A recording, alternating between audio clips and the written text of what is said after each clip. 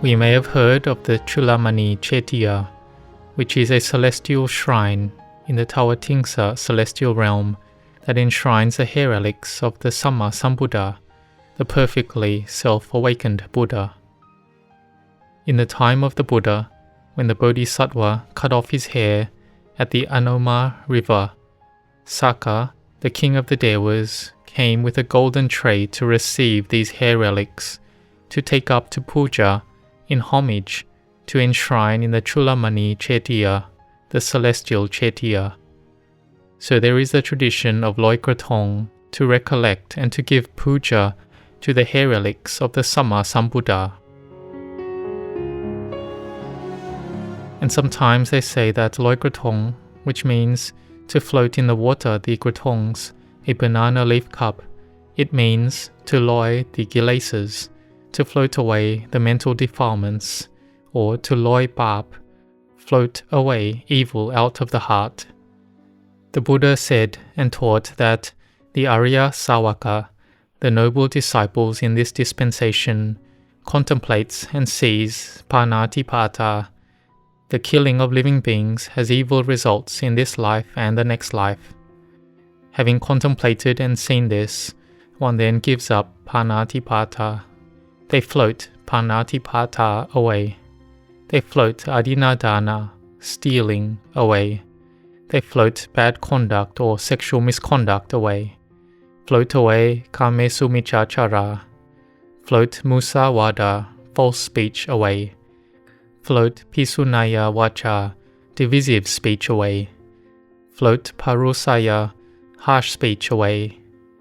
So to float away all the speech that has no benefit, divisive speech, harsh speech, all the idle chatter, all the untruthful speech, float it all away. And even just bad thoughts that want to get the things of other people. Though it is normal that being born, there are some that have everything and some that have little. And the ones who have little, they want to aspire to have all the wealth to be theirs. This is normal. But to aspire to have the wealth of others to be our own is not good. If we want to get wealth and we work with right livelihood, then this is correct. But when we have thoughts of taking the wealth of others to be ours, this is starting to have deceit, feeling that it's not fair, feeling that the wealth of others is our wealth. This is wrong view. Or we bear harmful thoughts, have thoughts of harming others, and this will have bad results in this life and the next life. So we float away these types of thoughts, of greed, of wanting others' things, of harming, and the most important is miccha ditthi, wrong view, seeing that karma is not real. We will float this wrong view away. So this is being established in goodness, in body, speech and mind. This is the floating away of evil or unskillfulness in the Noble One's discipline. The floating away of evil in the Brahman tradition is not even equal to 1/16 of the floating away of evil in the Noble One's discipline. The Buddha taught this in a beautiful way.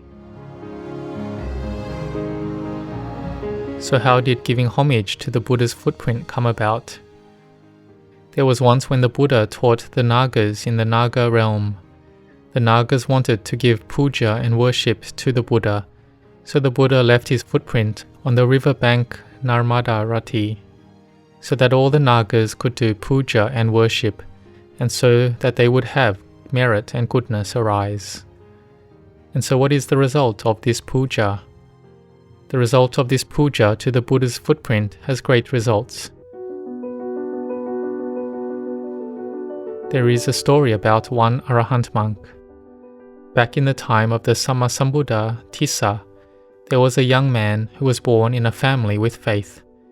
This whole family had proclaimed themselves as being Buddhist followers. They were a family of who all had firm, unshakable faith in the Triple Gem. The adults had established the faith in their children who followed them. This man had listened to Dhamma regularly in the monastery since he was a child. When he grew up, he had a mind of right view. Each time he saw the Buddha give Dhamma talks, he had lots of faith come up. This faith was overflowing and full in his heart. The Buddha knew of this boundless faith of this layman. And when the Buddha was about to journey off to spread the teachings to other provinces, the Buddha wanted to support the firm faith of this layman. The Buddha made a footprint along with the wish that may this layman see my footprint. And then the Buddha left on his journey. And the Buddha gave his metta, goodwill, and compassion to this faithful person. And after the Buddha left to spread the Dhamma to various provinces, the layperson saw the Chetia, or the footprint, which the Buddha had left to appear. He had rapture, hairs standing on end, and from that day onwards, he venerated and gave puja to the Buddha's footprint. He saw it and had rapture, and unequaled inner contentment and bliss. Every time that he saw and gave puja to the footprint, he was in samadhi, concentration. He had great inner fulfillment and bliss. And when this layman died, he was reborn in heaven and enjoyed divine wealth for a long time. He had divine wealth, he had all the things that were refined and excellent, and his life did not fall lower. And sometimes his merit made him to be born as an emperor. In one life he was named Sumedha, and was imbued with the 7 treasures. He had lots of spiritual power, and had lots of merit. This was the result of the merit that he had given puja and worshipped the Buddha's footprint. And he cycled through samsara, being reborn between the human and Dewa realms. And in his last life, he was born in a family full of wealth and abundance. He had faith in the Buddha Sasana, the dispensation. And when he grew up, he left to ordain. This was because his old merit and his barami, spiritual accumulations, had come to fruition, and he attained to arahantship. His name was the Venerable Pada Sanyaka. Pada is the footprint, the memory of that. And one day this venerable monk saw into his past life. He saw his own former karma, deeds, about how he had built an amazing barami that made this merit arise this time, which was because of his worshipping of the Buddha's footprint.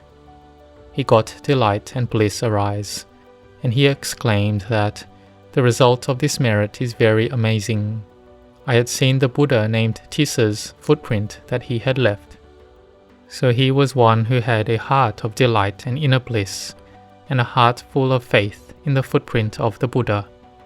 And he was born in Sugati, a pleasant destination, and never dropped lower. And in his last life, he was an arahant imbued with Patisambhida, the 6 analytical knowledges, which has the 8 vimokas and 6 abhinyas.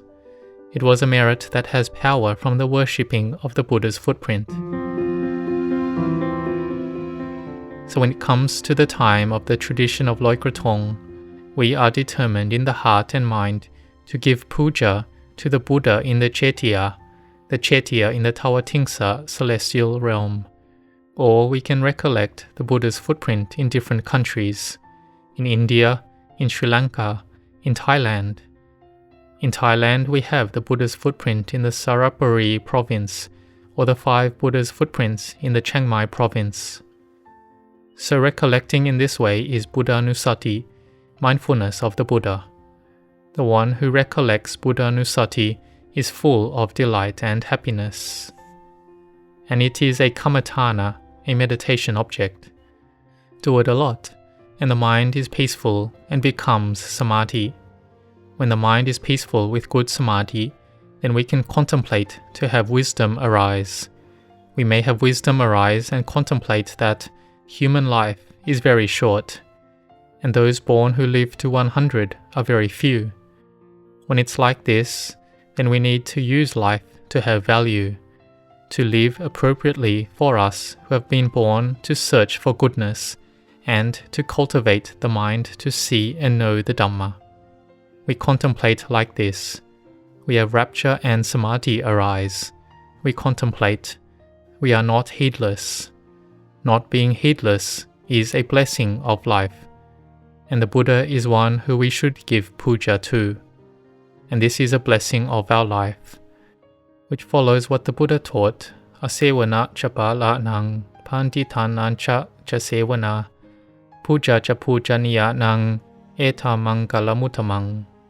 Not associating with fools, associating with the wise, and to puja those worthy of puja. May you take this to contemplate and to practice with, because in one day we do have a lot of time, if we have faith, and then we will remember the Buddha, which is the object for our heart, and we will contemplate this and have mindfulness, and float away all the bad things away from our heart, following the teachings of the Buddha. So may you be determined in order to have your minds be cleansed and purified.